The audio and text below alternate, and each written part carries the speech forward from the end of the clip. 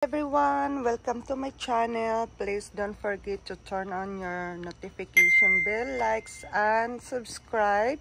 If mahilig po kayo magtanim ng gulay sa inyong mga bakuran para updated kayo sa aking mga ipopost. And thank you for watching. So today, I'm gonna show you my beautiful pink guava. So, ito yung pink guava ko. Look at that foliage.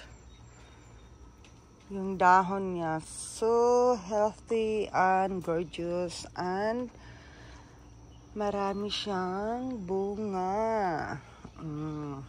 Ito yung bago. Diba?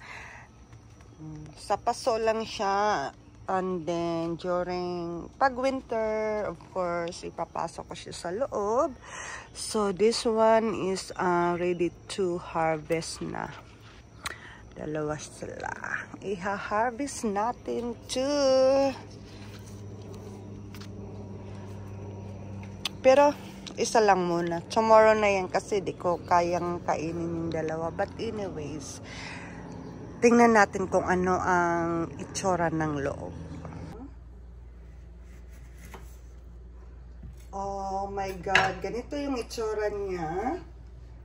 See, look how nice. So, ganito kasi ang pagkain ko niyan. So, I will slice each. Ganito lang yan siya. Slice ko yan siya. I love this. This is my second harvest. Look at that. It's really worth it. So,